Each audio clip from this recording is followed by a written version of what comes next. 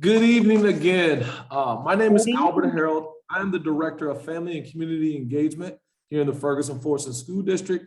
And tonight we have another amazing session on kindergarten roundup, so to speak, in registration. We have our amazing director, Shantana Hurd-Luckett, that will be introducing our presenter for this evening. If you have questions, feel free to go ahead and put them in the chat. We'll make sure we get those answered. And then also we're going to open it up at the end for questions. So again, welcome. And without further ado, Miss Luckett. Thank you. Good evening, everyone. Thank you for joining us this evening.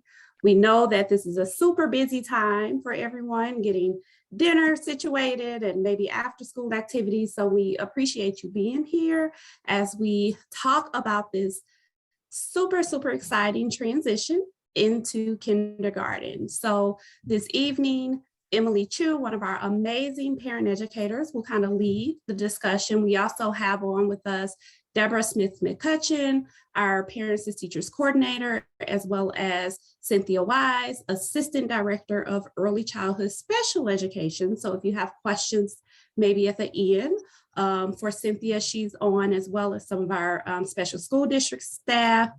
And we also have Miss Russell, one of our pre-K teachers who previously taught kindergarten. So she's also available to answer questions at the end.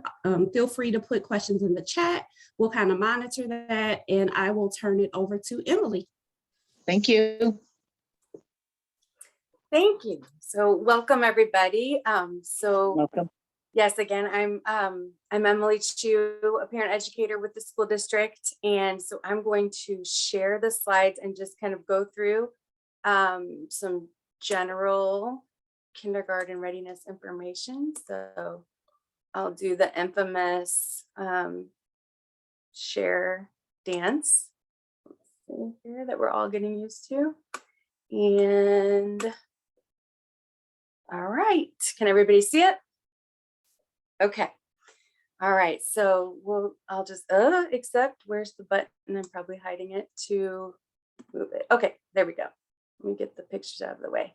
Okay, so I'm going to start with just kind of explaining what Parents as Teachers is. I know some of you on here are probably part of the program, and some have probably heard of it, but don't really understand it. So I'm just going to start there because our mission, kindergarten readiness, is definitely rooted in that mission. It's kind of how it started. It's evolved, but that was the gist of it. So, and a really fun fact is that the founder, Mildred Winter, was from our district. So back in the late 70s, she was a kindergarten teacher who realized kids could they could get a head start if families knew some ideas of what to do to get kids ready for school. So, and back then there was not Google and there weren't tons of child development books everywhere. So parents were really left just at the mercy of what was passed down from friends and family. Maybe if you got a little bit from your doctor. So they started a pilot program in 1981, and they sent out educators to the home with first-time parents, and then that's where they would just discuss child development, support those families, give them some ideas on school readiness. Parents loved it. The kids proved to be successful. So then by 1985, they took that to Missouri legislators, who then made it a statewide program. So then it became in every district throughout Missouri.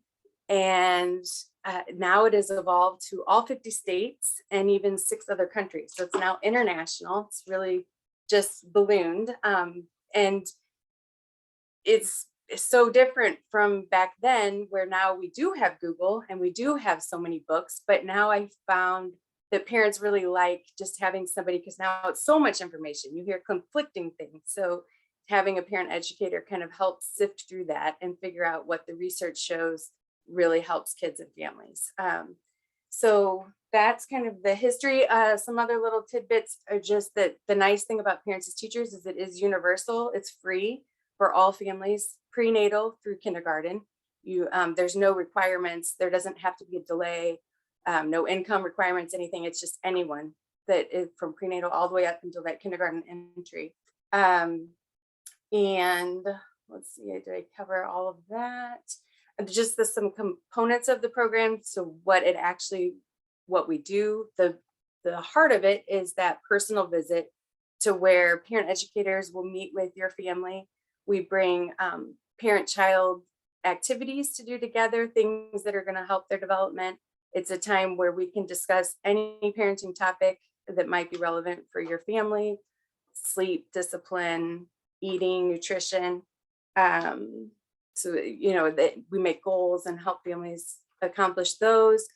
Every year, each child is entitled to a screening, so we can do those screenings for children. That gives us a good baseline on development, helps identify anything where they might need some extra support.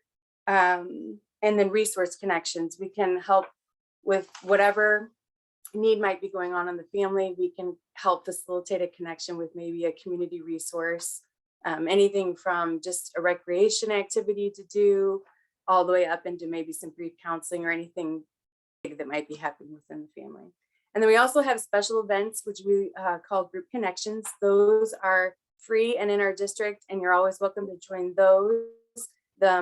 Those look different. During COVID, we had to go virtual. We've done some of those, but we're easing back into those. And in April, we'll have a big one at Little Creek on a Saturday that you're welcome to attend. So that's another part of our program.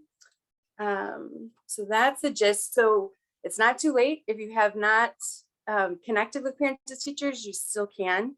And you can find us on Facebook or on the district website and get connected. And at the end, we'll share our phone number too. And if you are in the program, just be sure to spread the word, because a lot of times families don't hear about it until they're ready to start school. And then getting that word out is always a challenge. So that's the scoop on parents as teachers. So I missed this. This is this slide I was supposed to be on. I didn't hit it enough. So this is everything I just said. But so that is the overview of parents and teachers. Okay. And now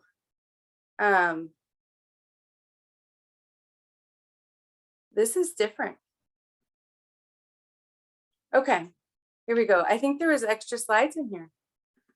Okay, so sorry. I think there was some editing maybe to our slide. Okay, so here we go. Here is just some general things when you think of how do I prepare. Now you've got a little one that's getting ready to start kindergarten, and we have a few months before August, and you think, what should I be doing? Three main things that can make the biggest impact are these three things: play, sleep, and reading. Play is a child's work. That's how they learn best.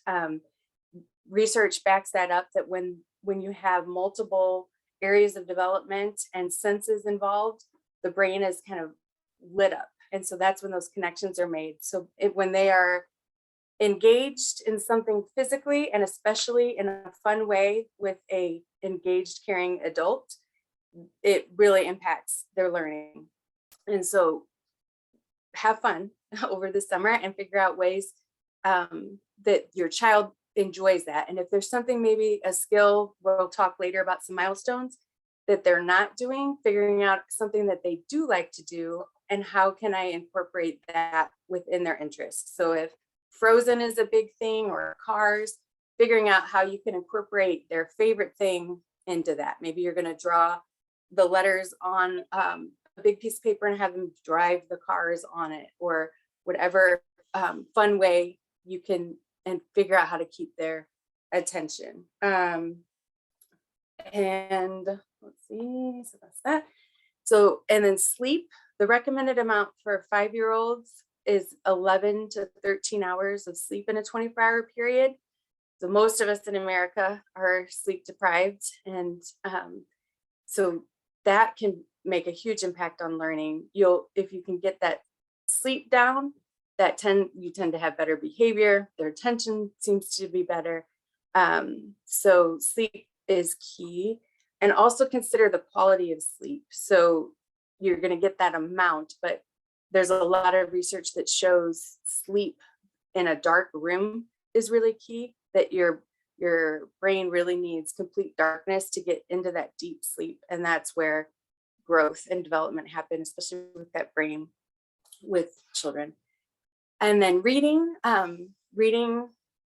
you can start that prenatally and make that part of their life going forward. And a variety of books really help. So utilizing the library. There's also those little free libraries all around town, those little boxes that you'll see on corners where you can trade out books or help yourself to book. That's a really fun summer activity that you can do.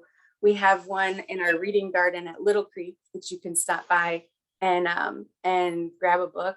And so keeping that reading fun. And then within reading, just some other little tips that just help with that literacy skills are having rhyming books with a lot of repetition. That's gonna help when they're trying to figure out those words when a word is repeated throughout the book and rhyming. Ask some predicting questions while you're reading. Maybe, what do you think is going to happen if that character's knocking into the bucket? What do you think is going to happen next? And see if your child can predict, and then comprehension to see if they're listening and comprehending what's happening in the story. And then encourage your child to read back to you. We want them to start feeling that confidence and feeling like they are readers, helping them use the pictures to just get to tell the story, using that memory, rereading favorite books. And they can read back to you, to pets, to siblings, stuffed animals. So just using reading. And then here is just some general activities that help in the different areas of school readiness. So you can kind of just take a look at those real quick. But when you just kind of think of the different areas of development: motor, cognition, social, emotional, and one area to really focus on is those social emotional pieces that impact learning in the classroom. And those skills like turn taking, patience, waiting, quiet learning, increasing attention. So working on trying to stick with an activity instead of hopping activity, that can help. So those are just some general activities. And then here are some milestones for children that are entering kindergarten. They're becoming aware that written words and sounds mean something. A great way to work on that would be with environmental print. That would be when you look at the fonts and the different things that for stores that are familiar, or brand names of things that you have around the house, starting to see if they can recognize and remember what those are. So those are words that are meaningful for them. You can start to label things around the home, maybe put signs up that label the different things that they use, especially using their name and letting them see their name written around. They're starting to recognize a few letters and or words, pretending to read and or write. Incorporating letters in writing into their pretend play is a really great way too, to just kind of start to get them to realize that they can write. Loves to have stories read to them. Becoming independent, but still needs some limits set to where they can make some choices. They can start to do some of those tasks around the house so that they can start to see themselves as independent individuals. Helps with that self-confidence, and then just feeling capable when they're going off to school. Following 2 and 3 step directions. This is real key, because that happens a lot in school, where the teacher would say, now go get your pencil and then do this. So a lot of those multiple steps. And again, going back to play, you can do that within games like red light, green light, some follow the leader, Simon Says. You can even make up your own game of just giving them silly 2-step directions. And once they've mastered 2 steps, then go to 3. So something like turn in a circle and clap your hands, or go get that sticker and stick it on your nose. So just fun ways that you can get them to start listening to multiple step directions. Communicating with adults and others, and then working on those bathroom independent skills, being able to manage that and manage their own clothing, wash and dry their own hands, recognize their signals. So getting some more confidence in that. Here is a typical day in the life of a kindergartner. This is one that that would be great if you have any questions on this with our teacher that has joined us, and Lindsay. And so, but this is kind of a general structure to their kindergarten day. And if you have any questions, I guess we'll save questions for the end. That might be easier. These are some things that would help with that transition. So some activities that you can do would be just to reading some stories about kindergarten. There's a few that kind of stick out. There's one that's The Night Before Kindergarten by Natasha Wing, The King of Kindergarten by Derek Barnes, and Miss Kindergarten Gets Ready for Kindergarten by Joseph Slate, or a few of them. But check, and those are all available at the library. So, and checking in with them, I'm sure they have a whole section on kindergarten books. But and what there's all sorts, again, going to their interests, like Clifford and Curious George and Pete the Cat. And so when you're reading a story about someone else going through that experience, it's a lot easier to just bring up those conversations and to kind of gauge where your child is on their fears maybe, or excitement, and to build on that. Establishing a bedtime routine and a morning routine. Routines are great because that will just kind of help. That gives them structure. They feel safety within those routines, and that will just kind of bring ease to the process. Talking and having those conversations about what to expect, driving by and actually seeing the school and talking about what you see at the school. So then they kind of understand where we're talking about. And the first day of kindergarten, giving your child a hug and a kiss. They'll feed off of your energy. So it can be a very emotional, nerve-wracking thing for us parents, but trying to focus on the positiveness of that and the excitement, and assuring them that you'll be there, and you will see them after school. And using a photo of your family and your child's backpack can just also kind of help with that reassurance. There's a great book called The Kissing Hand too, that kind of ties into that too, with that photo ritual. So, and then screen time, this is a big one to just kind of keep an eye on, is that ties into that sleep deprivation too. We're all addicted to screens, and there's a lot of positive things that can come out of screens, just as we are tonight, getting together tonight through a screen. And it saved us when we weren't able to meet in person during COVID. It was the next best thing. But that screen time really, the research shows there's a lot of negative impacts on that, on children especially. It changes the way our brains are wired. It shortens your attention span. And when they think sometimes that there's a connection to what might look like attention deficit disorder, could be just that addiction to screens. Because when you think about watching something on a screen, a TV show or a game, there's sounds, it's constant movement, it's short, and then it switches. And then you're asking that child to go to kindergarten and sit and listen to a single teacher that doesn't have all the bells and whistles, and for their brain to be able to focus on that. That's what we need them to do. So having that quiet time throughout your day. Also just being mindful of screens that are just on in the background. I mean, a lot of times it's easy to just kind of forget that the TV is still going and we're not even watching it, but that also is muffling language and speech. So that can also, when kids start leaving off ending sounds, they might not be hearing it because there's that constant kind of noise as we're talking in the household. So just limiting, and then making sure to model limiting that screen time too, because it can really get in the way of our attention to children too. And then this slide, just to remember that you know your child best, and you're going to be their best advocate as they begin their school journey that will be going on for 12 years. So just remembering that they're going to learn from you, and your conversation, your involvement matters. So by you setting that strong partnership with your teacher will make a big impact on their success in school.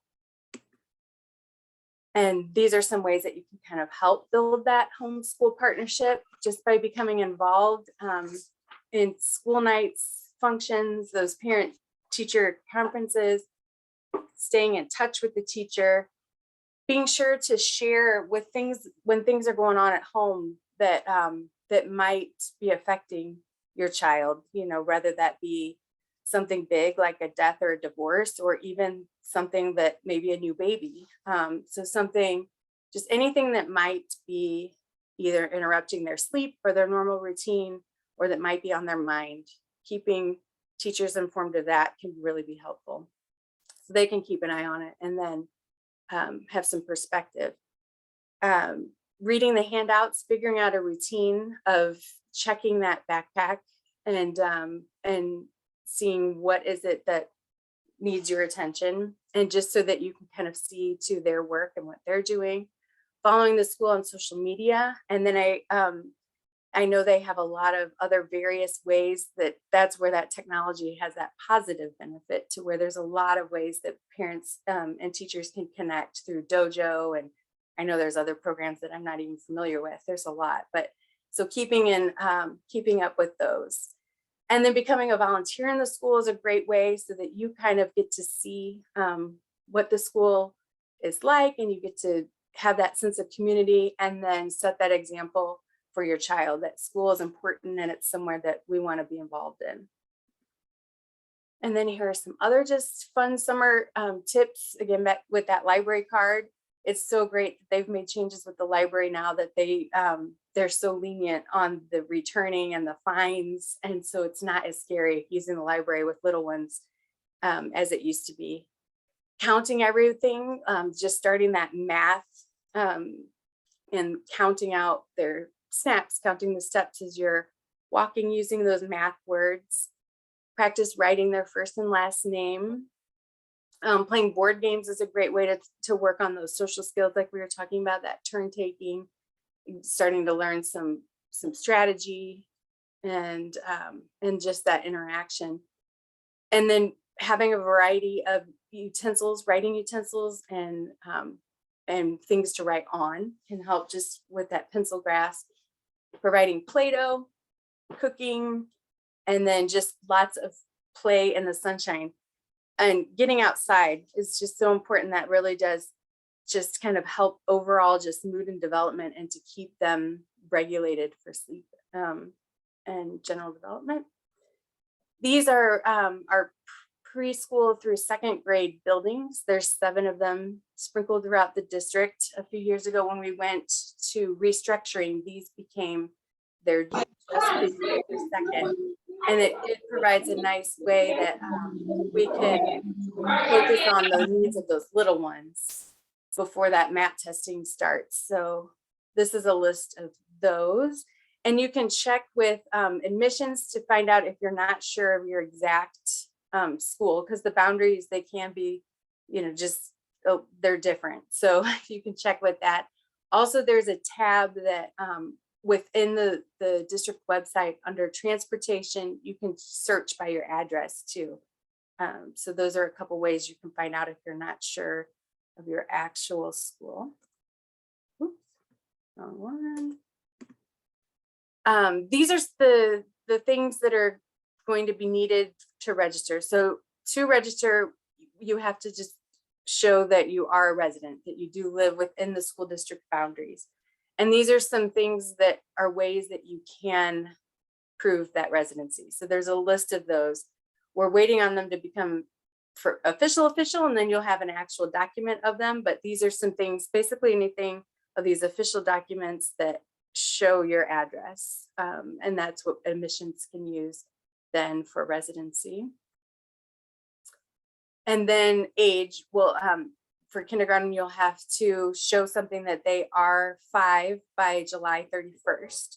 So that can be that birth certificate or medical documentation or tax forms. So that's the cutoff, that July 31st. And then custody and guardianship and immunizations. And on April 9th will be a kindergarten registration day at McClure. And that there's going to be an immunization ban there that day. So that's a really neat resource too, that if you're needing to make sure you're up to date on those immunizations required for kindergarten, they will be there on April 9th. So, and oh, here's this one. And so 9 to 1, there it is at McClure. And so look for even more reminders about that, but you can put that on your calendar too.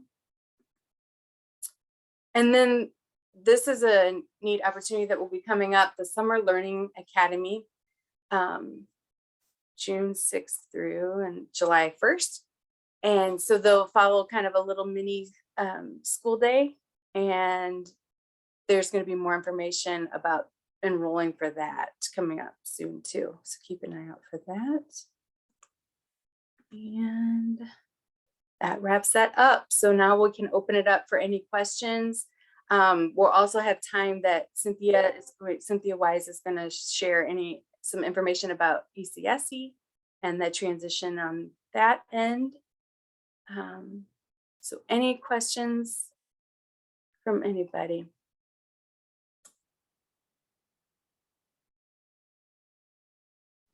I did have a quick question.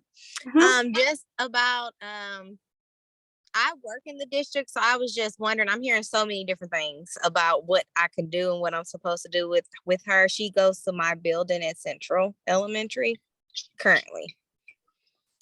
So my question is, can she still go there for kindergarten? So that's above my So- pay grade. I'm gonna let Shantana take over. So your daughter is, or I'm sorry, your son or daughter, your child is in pre-K at Central, and that's not your homeschool. Am I hearing you correctly? Yeah, she's at Central with me, my daughter, yes. And So, yeah, so the process is a little bit different. There is a form that you will need to complete through the admissions office for your child to continue to stay at Central for kindergarten. So you will want to contact our admissions office and request that form. And if by chance I didn't want her to go there, maybe a second option, would that be my choice? Or is that up to? So that's dependent upon space. So I do know that on that form, they'll ask you those things, and it is all dependent upon just space. You're welcome.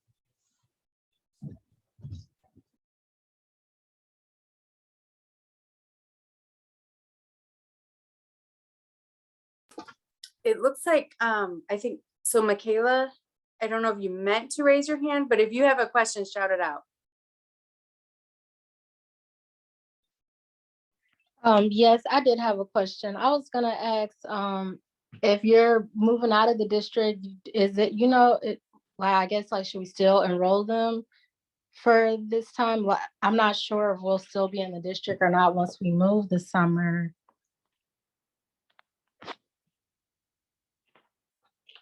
I would say yes. If there's a chance, that you might as well. Am I right? I mean, Shinty and I would think go ahead and enroll, so then you've got a spot, and then you can transfer over if the move goes through.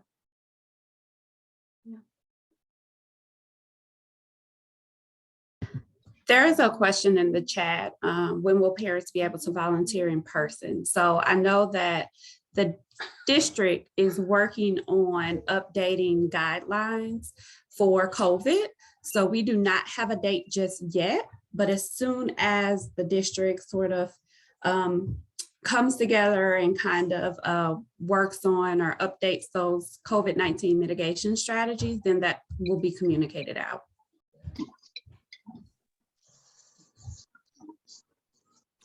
And so I can chime in on those volunteers. I love my parents. I can't wait till we open up everything for you all to come back into the buildings. I love you all, and I cannot wait. So prayers for the powers that may be to allow this to happen right away.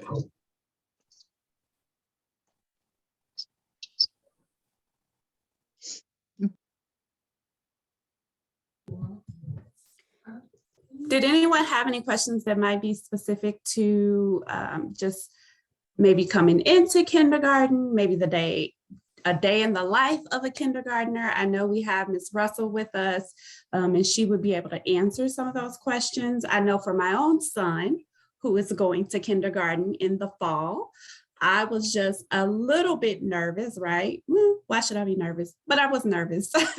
Just a little bit nervous just about how he might transition socially, maybe, right? So coming from maybe a smaller setting into a bigger classroom setting. So if you have any questions like that, I know Ms. Russell would be happy to answer those. Jantana or Cynthia, there is a question in the chat about what happens if my child doesn't meet all the requirements for kindergarten. For example, my son is not 100% potty trained. He has autism. Will that affect him getting in? Absolutely not. Will not. No. And if you're thinking if your student does have that autism diagnosis, if he does have that early childhood special education services, an IEP will be written for him. We'll be meeting with his home school to be able to write goals for him. But kindergarten is he will be going to kindergarten. So there's not a requirement to be going to kindergarten. I meant to say that too within my presentation too. When we talk about all these recommendations of milestones, I mean, all kids are so different and have different strengths, and that's just basic guidelines. But it's not anything that would ever keep them out of kindergarten. And so these are just recommendations to work on, but never want to be discouraged that anyone is starting behind or, we're not going to be able to start kindergarten. So, for sure. Kindergarten will be ready for your student. Your student does not have to be ready for kindergarten, regardless. They will be able to go. I see KJ's mom, she has, do you still have your hand up? Hi, can you hear me? Yes. You can shout your question. Oh, okay. out. I'm sorry. Okay, so I did have a question. Oh dang, I just lost track of my question. I'm so sorry. So transitioning to kindergarten, my son will have an IEP, and things like that. But I guess my question is, so will it? He goes to common language. So for him transitioning to kindergarten, will he be in, I don't know how to basically put like the classroom size. So since he will have an IEP, he has autism. Is he going to go towards like is it like the special, just a regular special education class, or will he be mixed in? So that's a great question. I'm also going to tag team into with Latana Creighton. She's one of our area coordinators, and that's kind of a good segue into with early childhood special education program. So just like when you wrote that IEP, when they came into early childhood, we will write an IEP based at his home school for whatever to write goals for him and to meet his needs. And we will determine at that IEP meeting where is the best setting for your student to be able to receive the services that are appropriate and individualized for him. Okay, thank you. And just to kind of piggyback, this is Latana Creighton, the SPED coordinator for school age. So when we do hold those IEP meetings for students, we come to the meeting with the idea of those kids starting off spending 100% in general education. And then as we're going through the meeting and the process, we start discussing goals, and then we look at services, and then we say, what's the best place in order for them to receive these services? Would it be in a general education classroom, or would it be in a special education classroom? But we always start off with a vision of keeping them with their typically developing peers as possible. And what supports can we put in place for them to be able to spend time with those peers. And then that's when we, exhaust those, then we'll say, so, we probably need to have the student being with a smaller group setting or with the special education teacher receiving these services versus in the kindergarten classroom. That's correct. The goal is always to be able to start in that general ed setting. Right. And design a program, Right. basically, that's appropriate for. So just because a child has a disability, educational disability and autism or any other item doesn't necessarily mean that there's a specific IEP for them when they go into kindergarten. We look at the students and we individualize it and we look at what's the best place for them to receive their services. We definitely believe that students do well when they do spend time with their typically developing peers because they just pick up social cues. A lot of times they look and follow their peers.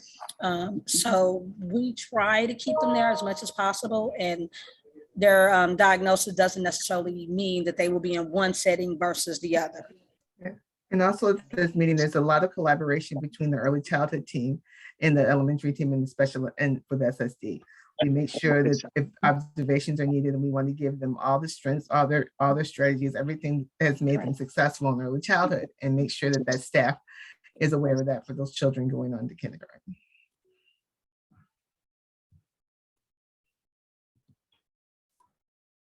There were a couple more questions in the chat regarding when kindergarten registration starts. I know I saw that question.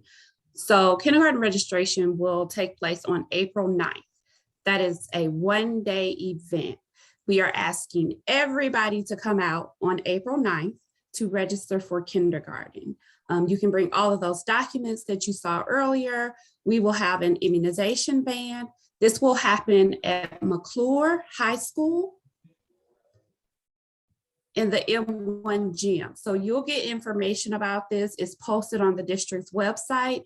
If you have a child that is already enrolled in one of our early childhood special education classrooms in one of those PK2 buildings, or they are in one of our pre-K classrooms in those PK2 buildings, you do not need to register again. This is for students that are new to the program. So brand new to the program. If you're brand new to the district, this is for you. So this is for, again, all of our new families.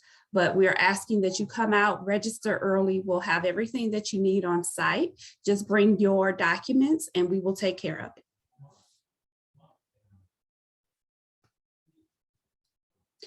Yes, great question. So if you are a current student and you need immunizations for kindergarten, please come out. We will have the van there. So please come out so you can get all of that taken care of.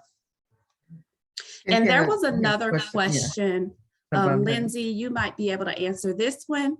What is the difference, or what expectations what are the expectations, or what is the difference between pre-K and kindergarten? So coming from a kindergarten classroom, Lindsay, you might be able to answer this question best.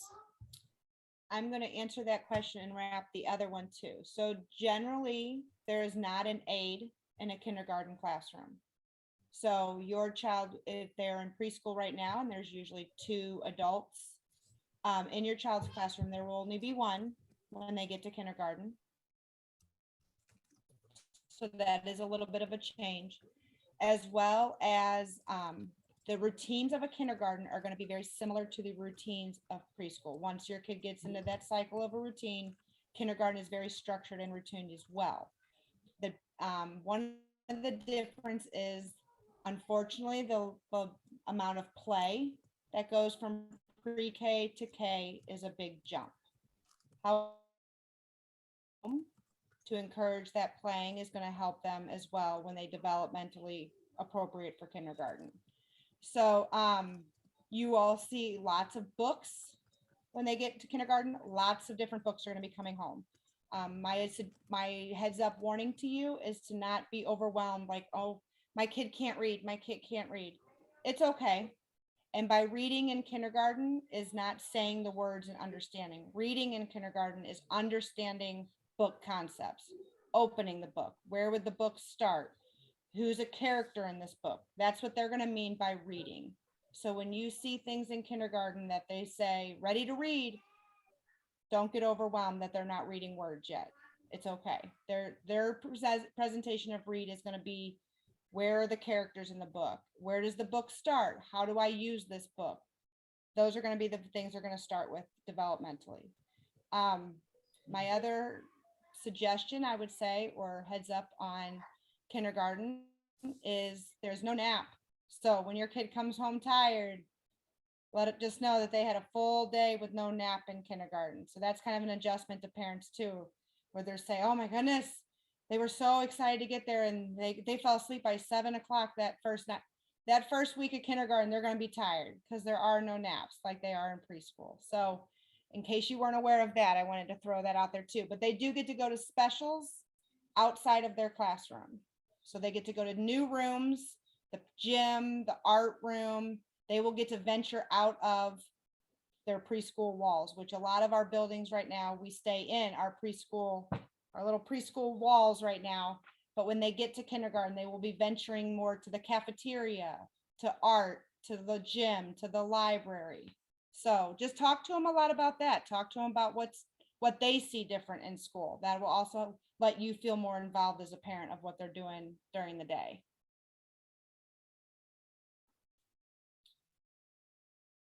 That's all I can think of right now, unless somebody has more specific question. So there was another question asking the class size for kindergarten. So usually when they enroll, right now, I can only speak for my school. Right now, we're going from 2 preschool teachers to 6 kindergarten teachers. So the numbers start off low in kindergarten. Usually depending on class size and room size, I do believe kindergarten can go up to 21 or 22 based on size. But In they my do building at Walnut the Grove, numbers. I'm not sure what other buildings look like. That's pretty general, but they do try to keep those numbers low.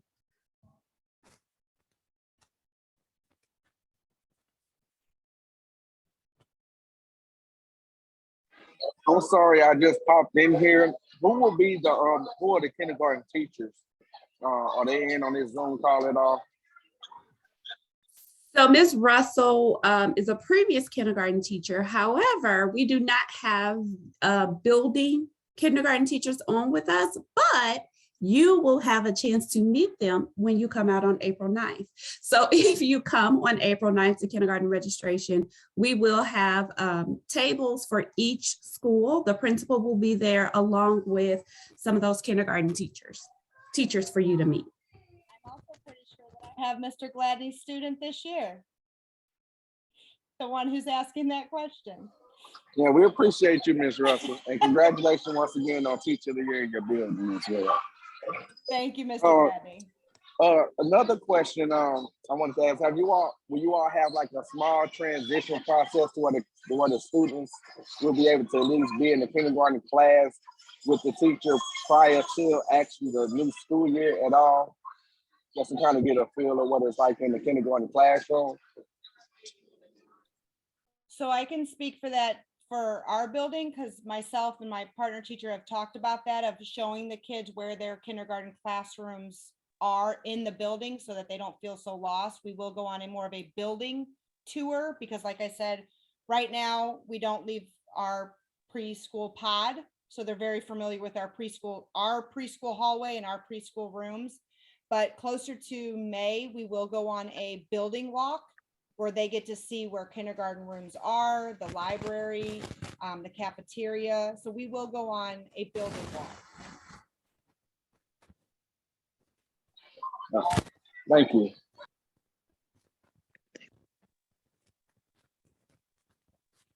There's another question in the chat regarding if a student is transitioning.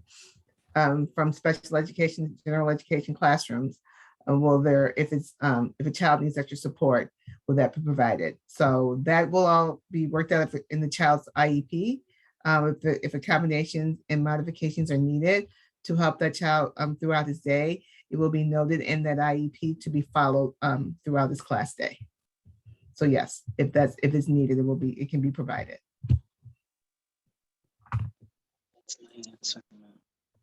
Diane, do you want to go ahead? You've got your hand raised. Do you have a question? Yes, I got to ask a question.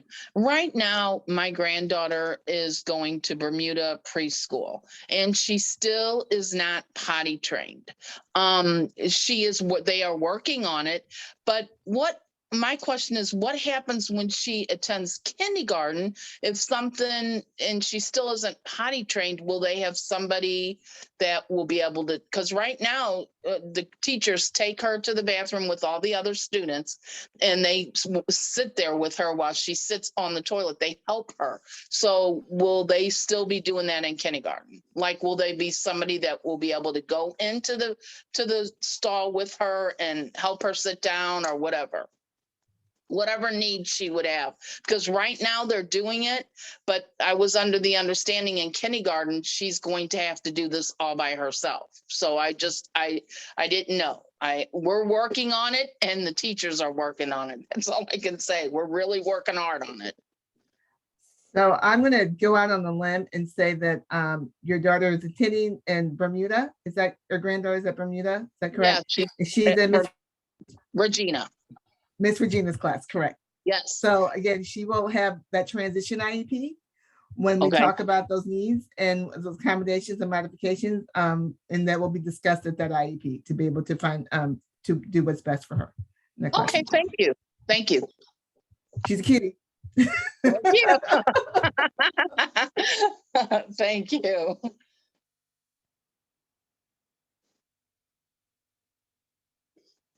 I just muted myself. Mindy, you have your hand raised. Do you have a question? Hi, yes. So my kid attends pre-K right now. If we are wanting to meet the teacher, do we have to come April 9th, or will there be another like meet the teacher before the school starts? I know he's in Miss Russell, so I know they're gonna like tour, but I didn't know if he would be able to meet the Great teachers question. then. That's a great question. So typically there is can you guys hear me? Okay, Yes. You said I was unstable. Sorry. So typically the schools will try to arrange a few or meet the teacher night prior to school starting. I know that we did not have one this previous year just due to COVID, but typically we do have an opportunity, or there is an opportunity prior to school starting for you to meet the teacher, for you to look at the classroom, the building, that sort of thing. So that more information should come out. I would look for more information over the summer. Thank you. You're welcome. And then T, you have a question.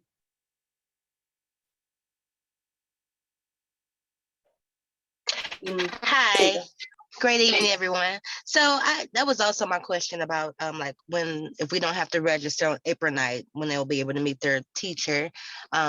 So that was one. And I guess my son, he goes to Commons Lane, so he'll continue at Commons Lane for kindergarten, correct? Yes, if that is your home school, he will continue at Commons Lane. And then if he has like speech therapy, like in pre-K, will he continue with kindergarten with speech therapy? I know he wouldn't have an aide; it'll just be one teacher. But would they still help to develop his speech? Yes. Again, you'll have that IEP. We're starting to write transition IEPs, is what we call them, as for children that are going on to kindergarten. So your SLP or your classroom teacher will be reaching out to you soon to write those IEPs, because we want to have those in place before school starts. So they'll continue with early childhood IEP right now into the school year, but we want to have that school age IEP, so those services continue on the first day of school. So those will happen before the end of the school year. Okay, thank you. Mhm.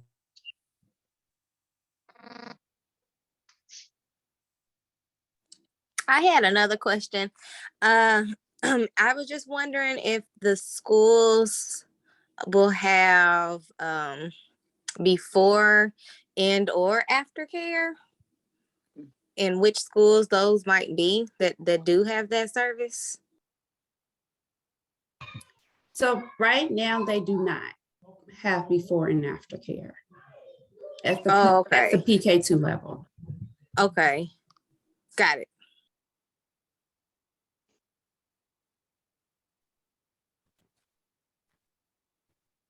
I do know that you can call your home school and talk to the secretary. They have a list of different daycares that you come to your particular school already. If you want them to go before school or after school. But I know that they have- Lindsay, I can't hear you. Can you guys hear her?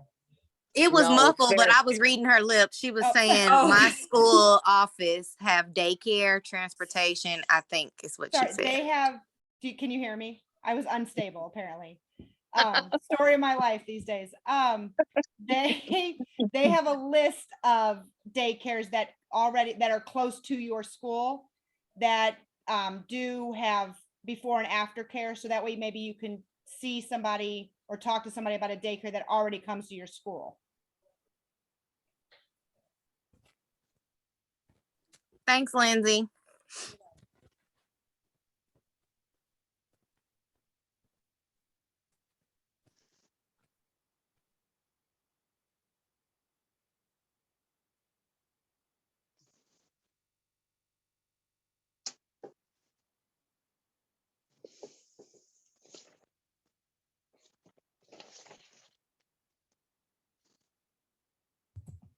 The question that was in the chat.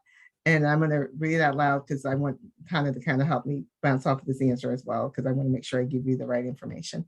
The question was, right now, my child only goes to school 3 hours a day, Monday through Thursday. Is worried about a full day. Will it be hard for him, especially due to him not being very social? What happens if transitioning for 3 hours to full hours? What happens if transitioning from 3 hours to full hours affects the child?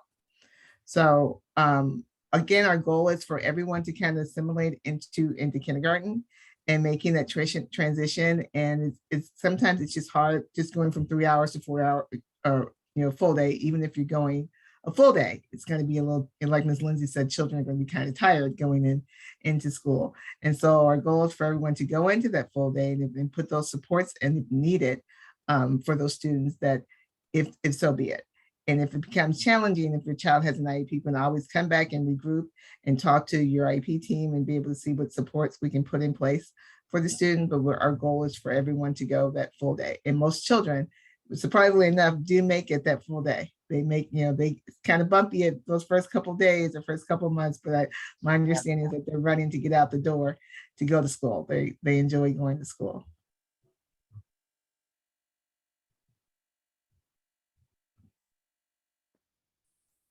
The other thing to remember about that is your child will be 5 months older when kindergarten starts. So in the scope of a kindergartner's life, 5 months is a long time.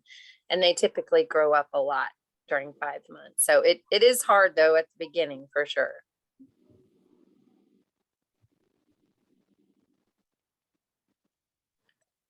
What do you guys do for kids who have to be held behind because of their birthday?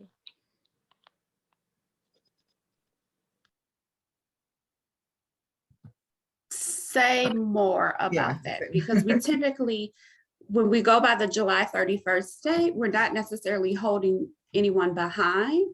It's more so they just don't meet the cutoff for kindergarten.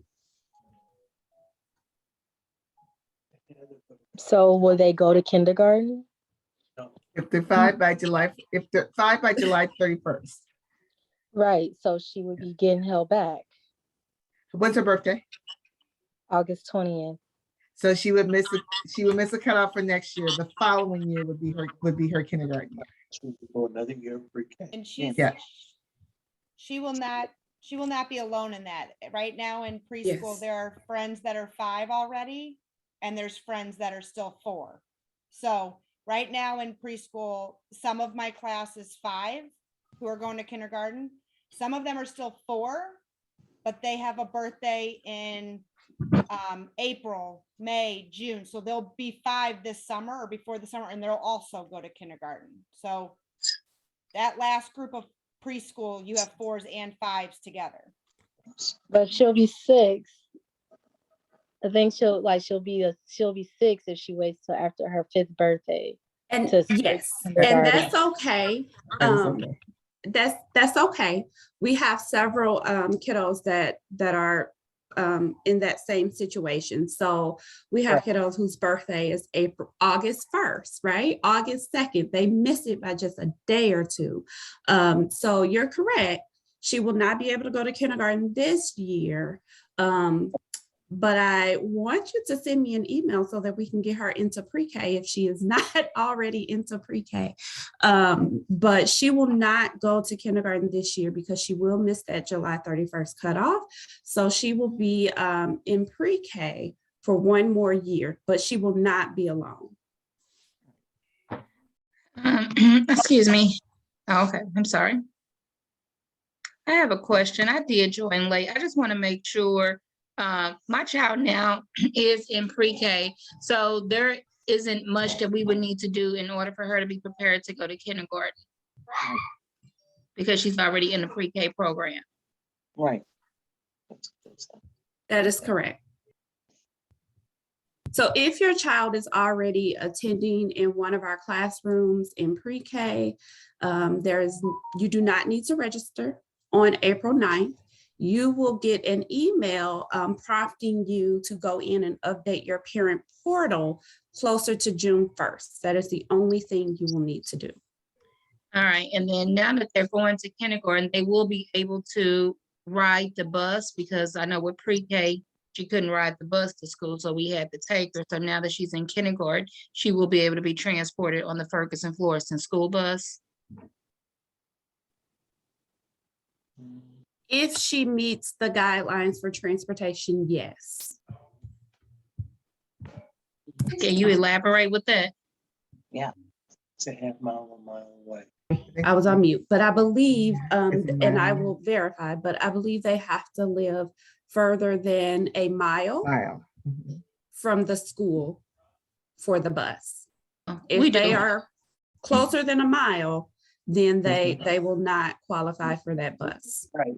We do, but now that they're in kindergarten, they can ride the bus. So that's what I'm making sure of. Yes. There's no issue. Yes. Okay. My kids, they ride the bus. They're not in kindergarten. Mm. Mine do as well. He's pre-K. Oh, well, mine's He good. rides the bus. Mine's wasn't able to ride. So it varies. It Cynthia, varies. I'll let you speak to that. So it does vary. So students that are receiving special education services as a part of their IEP service, part of their IEP, transportation is a related service to be able to bring them to school. So students that receive services, transportation is a part of their schooling. Like Emma could have got it. And just to piggyback on that, Cynthia, students who are receiving services coming into kindergarten, if they're receiving transportation now, does not necessarily mean that they will receive transportation once they come into kindergarten. That's something that we will discuss at the meeting, if they will still be eligible for the bus as a related service per their IEP. That does not mean that they're not eligible to ride Ferguson-Florissant school bus as long as they meet those guidelines set forth by Ferguson-Florissant.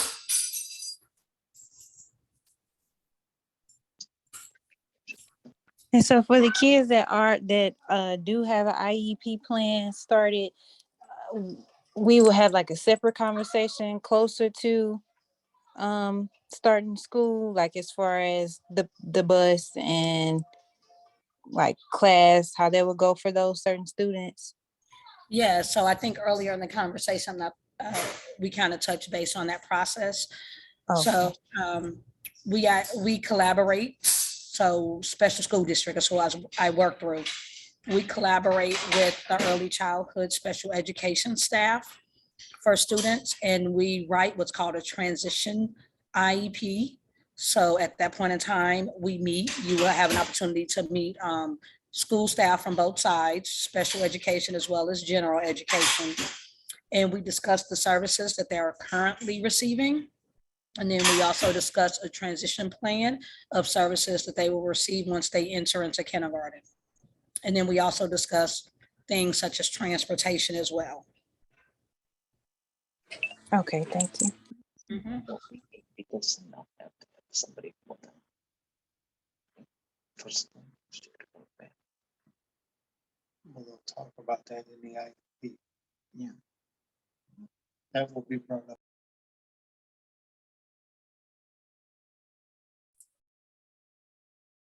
I saw another question in the comments, and Cynthia, if you were talking, your mic is on. It said, I know the preschool spots were limited this year. Is that the same for kindergarten? No, that is not the same for kindergarten. Thanks, Laura. I tried to answer it in the chat, but I got caught up. So no, you will not be turned away due to space, there not being any space. So all students are welcome into kindergarten.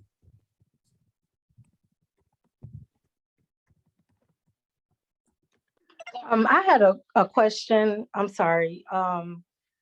Right now, my kids, they go to Bermuda, but that's not in our district. I think it's Parker Elementary. So that email that I'm supposed to receive in June for registration, will it be for Parker Elementary or will it be for Bermuda?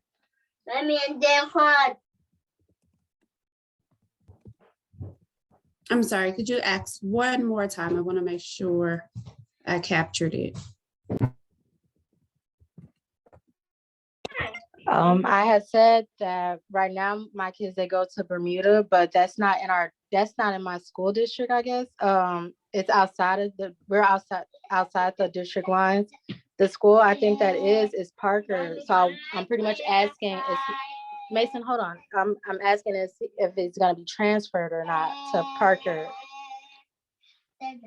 Yes, so we will just use your email address to communicate that out, much like other communication is sent out through the district. So you'll get an email, a text message to all families, just prompting you to go in and update your parent portal.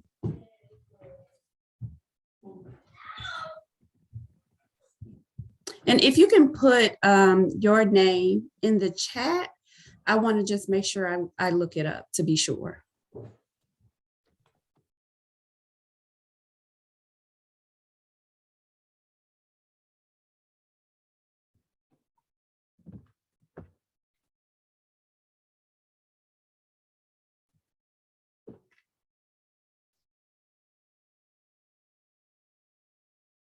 Are there any other questions? Did we miss anything in the chat? Can I just add something about those transitional IEPs? Because I know that a lot of parents that have children with IEPs have questions about how it's going to be different in kindergarten. And when you have, so I'm a preschool teacher, so I go to those transitional IEPs. And the great thing is it's teams from preschool and it's the kindergarten team. So all the things that happen in kindergarten and all those modifications and the things that work for your child and are unique to your child. The great thing is we're included in those, so we can share that information with that team so that transition is smoother for your child, which is the ultimate goal, and your child can be successful. So as a preschool teacher, I love going to those transition teams, those transitional IEPs, because then we get to share all those things with those teachers and that team. So they aren't starting from zero. They've got a good head start and have some ideas of what works with your child and what helps your child to be successful. So just wanted to hope he's a little worried about that.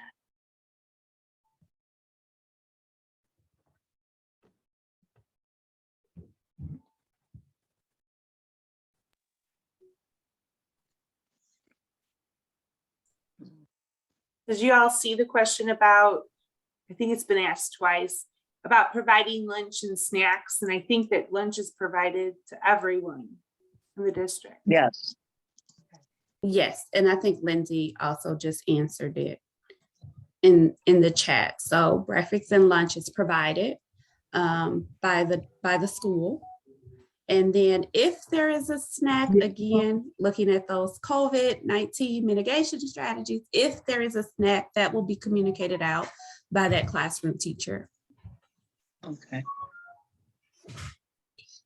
I see another question. If my child was in pre-K, do they need a screening to enter kindergarten? So a screening is not required to enter into kindergarten. However, if your child is currently in one of our classrooms, they will probably be screened between now and the end of the year again, as we are making rounds. Our parent educators are making rounds in classrooms, screening students, but it is not a requirement for kindergarten.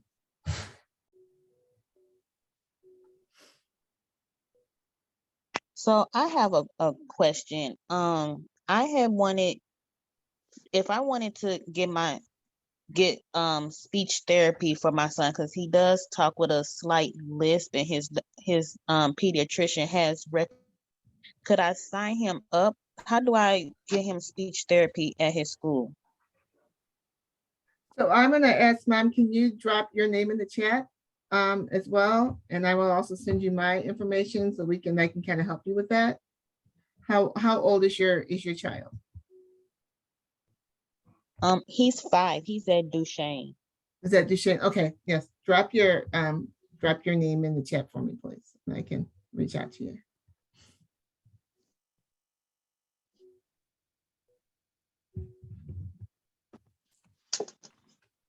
Okay. Can you have an email address as well? I'm going to send you and I'm going to put my email address in there as well.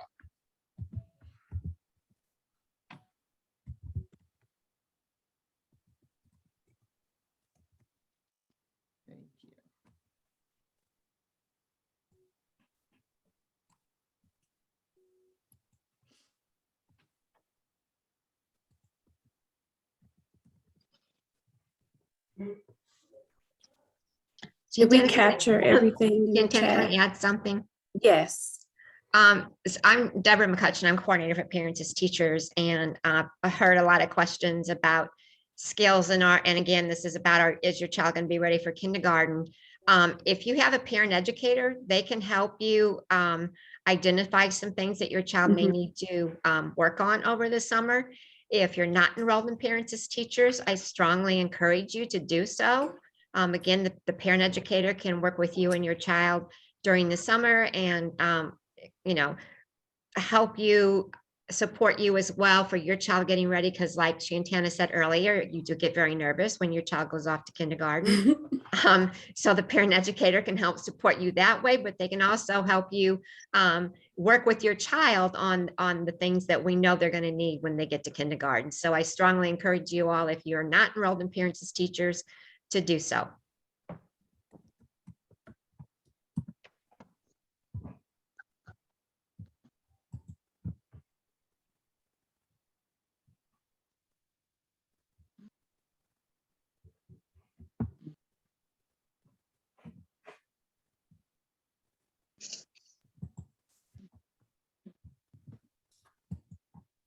I am going to put my email address in the chat, as well as the phone number to the early education office. If anyone has any, if there are any additional questions, or you think of something after we get off the call, you can always give us a call in the office.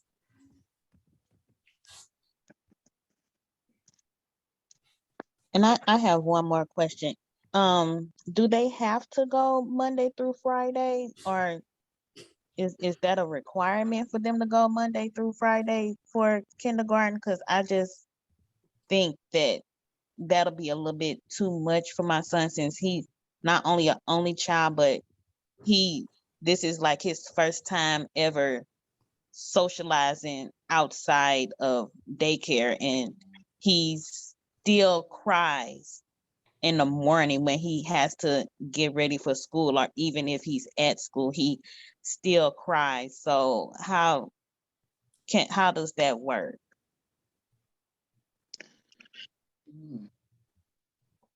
Oh, Cynthia, I thought you were going to respond. I'm Oh, sorry. I'm sorry. I thought you were, because I saw you come off of mute. So kindergarten is Monday through Friday. There is not an alternate option. It is Monday through Friday, and it is a full day. As one of our pre-K teachers mentioned earlier, Kim Steely, children can do some amazing things. The amount of growth that happens over the summer, sometimes they go in and they're a little bit, nervous at first, but our kindergarten teachers do a really great job helping children sort of learn those routines